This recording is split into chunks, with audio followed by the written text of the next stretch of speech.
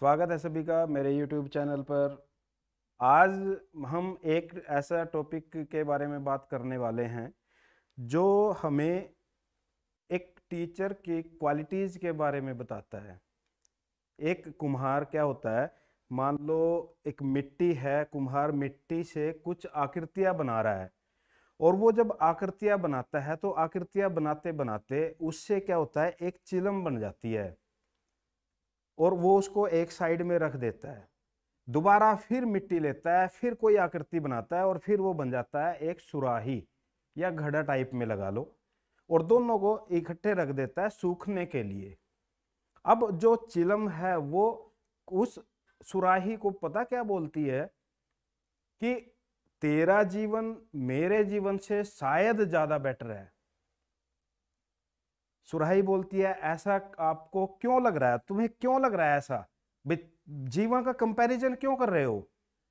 तब वो बोलती है मैं कंपैरिजन इसलिए कर रही हूं क्योंकि मैं जब लोगों के पास जाऊंगी, लोग मेरे अंदर आग डालेंगे, मैं खुद भी तपूंगी और दूसरे को भी जलाऊंगी। उसके अंदर कुछ ना कुछ गलत प्रभाव डालूंगी और तेरा जीवन बेटर इसलिए है तू खुद भी शीतल रहेगी क्योंकि तेरे अंदर पानी भरा जाएगा और दूसरों को भी शीतलता प्रदान करेगी।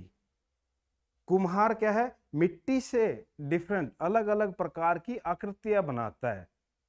ऐसे ही एक जो अध्यापक होता है, एक जो टीचर होता है, वो एक बच्चा जो मिट्टी के समान है, कच्ची मिट्टी के समान है, उस मिट्टी का प्रयोग करके, उस बच्चे का प्रयोग करके एक सभ्य नागरिक बनाने का प्रयास करता है। तो आज हम इसी बारे में बात करने वाले हैं। आपने देखा होगा अगर एक अध्यापक जलता है, रात दिन मेहनत करता है, तो वो अपने विद्यार्थियों के लिए अच्छा सवेरा ला सकता है। आपने एक बात नोट कभी की हो, जलता हुआ दीपक ही दूसरों को जला सकता है, दूसरे दीपक के अंदर लो प्रज्वलित कर सकता है। तो एक अध्यापक के अंदर क्या क्या गुण होते हैं, आज हम इस टॉपिक के अंदर ये सब पढ़ने वाले हैं।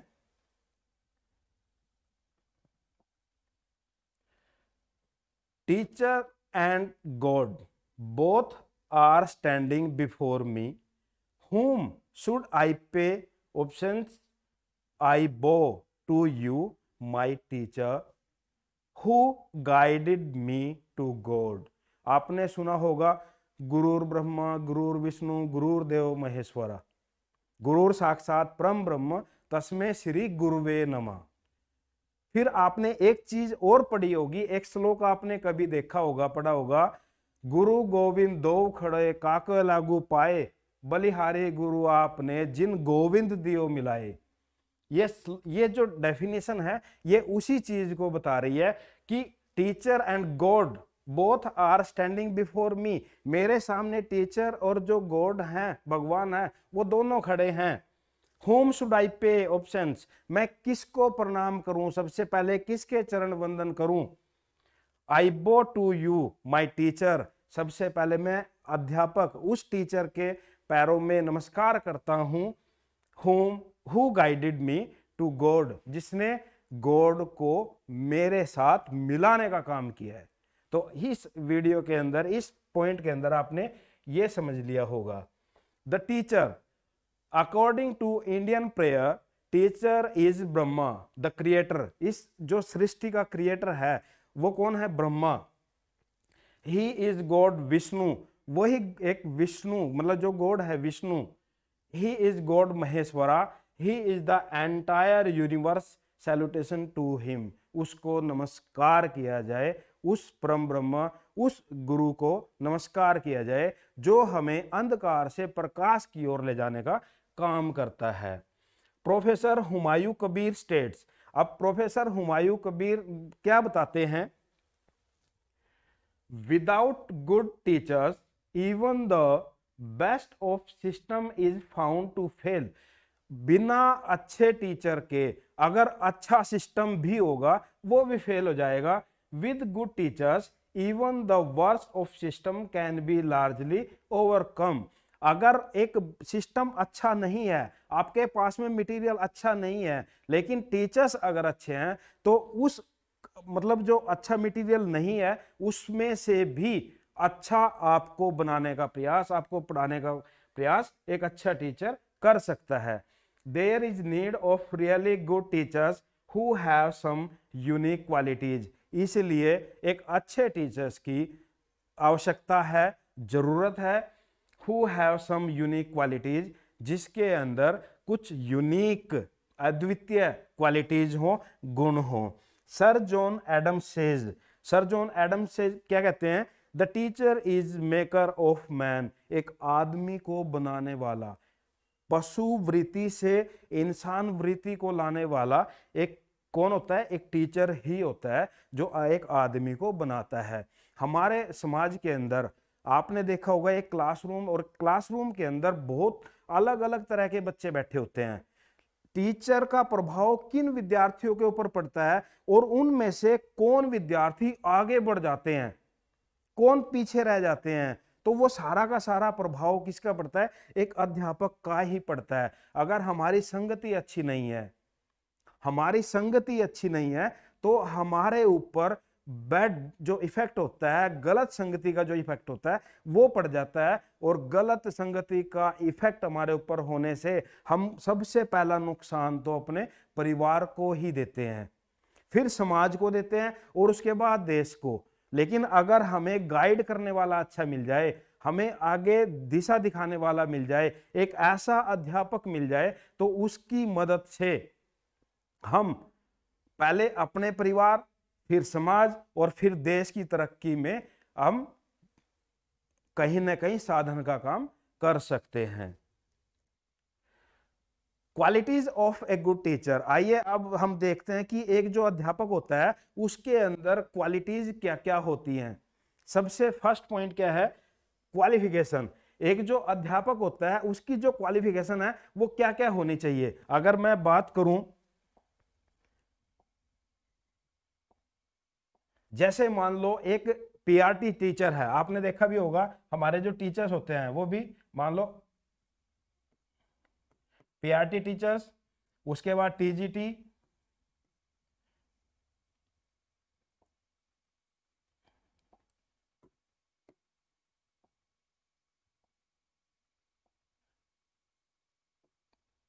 पीआरटी टीचर्स, उसके बाद टीजीटी, उसके बाद पीजीटी, फिर आ जाते हैं मान लो प्रोफेसर,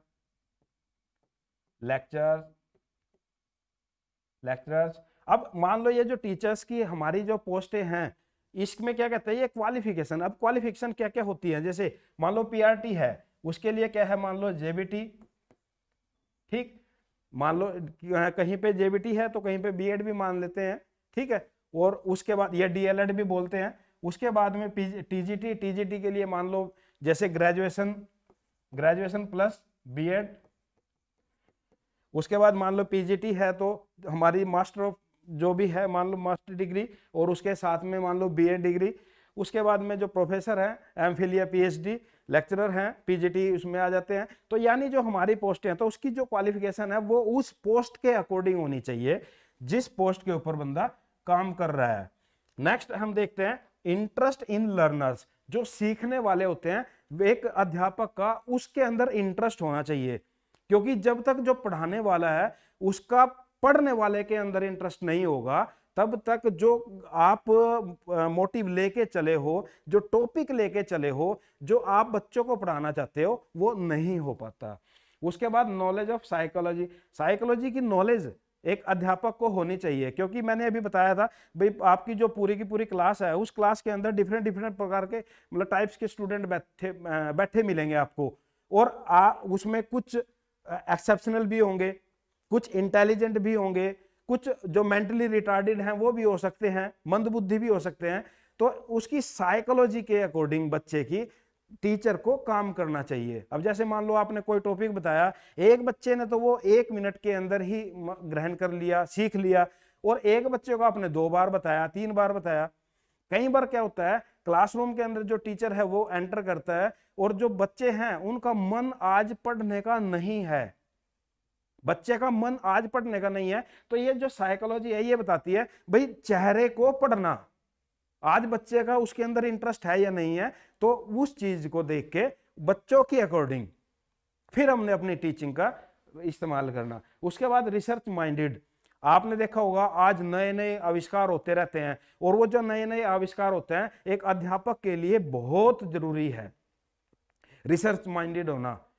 कोई ना कोई चीज मान लो, अब जैसे मान लो यही है चीज, आज आप डिजिटल बोर्ड देख रहे हो, अब इस डिजिटल बोर्ड का प्रयोग ये भी तो क्या है, एक नई टेक्नोलॉजी तो है। तो यानी रिसर्च माइंडेड एक अध्यापक को होना चाहिए। उसके बाद मास्टरी ऑफ सब्जेक्ट मैटर, जो सब्जेक्ट मैटर वो टीच करना चाहता है उस सब्जेक्ट मैटर के अंदर उसकी मास्टरी होनी चाहिए, उसको उस कंटेंट का पता होना चाहिए जो आज उसने टीच कराना है, जो क्लासरूम के अंदर उसको कराना है। उसके बाद command over techniques of teaching, जो टीचिंग की जो टेक्निक होती है, लास्ट वीडियो के अंदर हमने देखा था भाई हमारी जो स्किल्स होती हैं उन स्किल्स की जानकारी एक अध्यापक को होनी चाहिए। उसके बाद इंटरेस्ट इन को करिकुलर एक्टिविटीज, क्लासरूम के अंदर केवल पढ़ाना ये जरूरी नहीं है, साथ के साथ जो हमारी को करिकुलर एक्टिविटीज होती हैं, सहगामी क्रियाएं, वो भी जरूरी होती हैं। फॉर एग्जाम्पल जैसे मान लो खेल हैं, कोई कंपटीशन है, क्विज कंपटीशन है, मान लो कोई जैसे मेहंदी कंपटीशन हो गया, रंगोली कंपटीशन हो गया, तो अलग अलग तरह की जो हमारी को करिकुलर एक्टिविटीज होती हैं उनकी जानकारी भी एक अध्यापक को होनी चाहिए। उसके बाद पंक्चुअल, ये बहुत इंपॉर्टेंट पॉइंट है, पंक्चुअल। अगर एक अध्यापक क्लासरूम के अंदर टाइम पे नहीं जाता तो वो कभी भी अपने विद्यार्थियों को टाइम पे आने के लिए नहीं बोल सकता। अगर एक अध्यापक के अंदर कुछ कमियां हैं तो वो उन कमियों को अगर उजागर करता है तो विद्यार्थियों को उनकी कमियों के बारे में कभी भी नहीं कह सकता। तो एक अध्यापक को समय का पाबंद होना जरूरी है। उसके बाद नेक्स्ट कोऑपरेटिव एटीट्यूड, जो एक अध्यापक है उसका जो एटीट्यूड है वो कोऑपरेटिव होना चाहिए, यानी सहयोगात्मक, हर एक का सहयोग करना, चाहे फिर वो अध्यापक हो, चाहे वो उसके कुलीग हो, चाहे बच्चों के जो पेरेंट्स हैं उनका साथ हो या विद्यार्थी, सबके साथ में कोऑपरेटिव इसका एटीट्यूड होना चाहिए। उसके बाद preparation for classroom teaching, topic को पहले अच्छी तरीके से करके फिर क्लासरूम में जाए, तब पढ़ाने का मजा आता है। क्लासरूम के अंदर गए और बच्चों को बोल रहे हो बताओ आज क्या पढ़ना है, नहीं, तैयारी करके क्लासरूम के अंदर जाना और फिर पढ़ाना, तब मजा आता है teaching. Preparation for classroom teaching.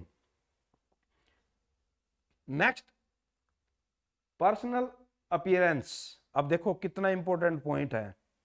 मतलब एक जो अध्यापक होता है उसकी जो पर्सनल अपीयरेंस होती है, मतलब जो देखने का जो होता है, पर्सनालिटी बोलते हैं हम जिसको, उसकी वो एक ऐसी हो भाई जो विद्यार्थियों के अकॉर्डिंग, विद्यार्थियों को सूट करने वाली, एक क्लासरूम है उसको सूट करने वाली। अब वो कैसे, जैसे मान लो बाल बड़े बड़े हो गए, भाई है कोई बात, एक अध्यापक का एक मतलब एक अलग से नजरिया होता है, उसके जो कपड़े हैं, रहन सहन है, मतलब जो उसकी अपीयरेंस है वो देखने में एक अध्यापक की ही होनी चाहिए, मतलब गजब की पर्सनैलिटी अगर बात करें तो।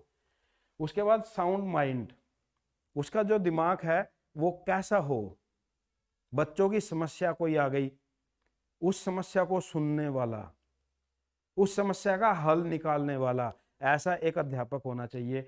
उसके बाद वॉइस एंड प्रोनाउंसिएशन, वॉइस का मतलब क्या है, आवाज, और आवाज कैसी, अगर क्लासरूम के अंदर लास्ट बेंच पे कोई बच्चा बैठा है और वहां तक अगर अध्यापक की आवाज नहीं जाती है तो क्या है टीचिंग, क्या है वो अध्यापक।